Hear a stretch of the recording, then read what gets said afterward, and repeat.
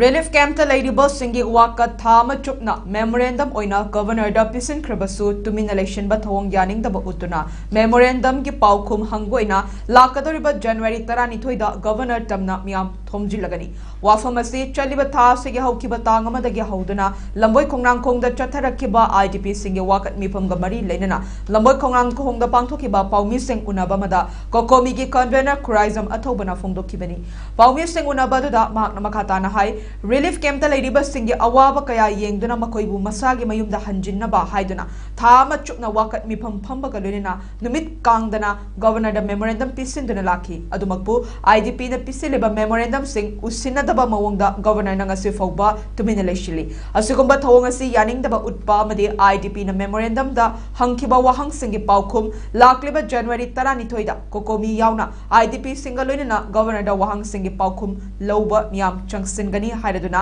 PR government na leibak asigi yaifana ba thabak paikhatrabadi PR government leihanbagi wahanthok leite haiki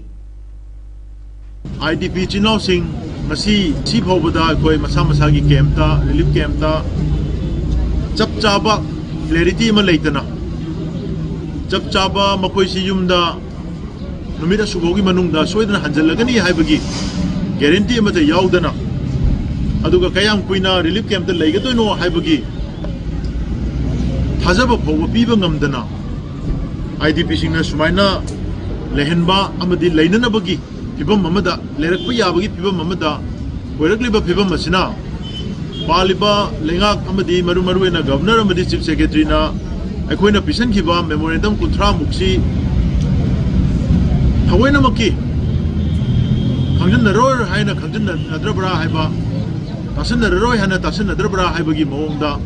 Officially, Chio in the Chatpasida, Mokogi Manakong, Yodova Manbagi, Mami, Yam Chong Tare.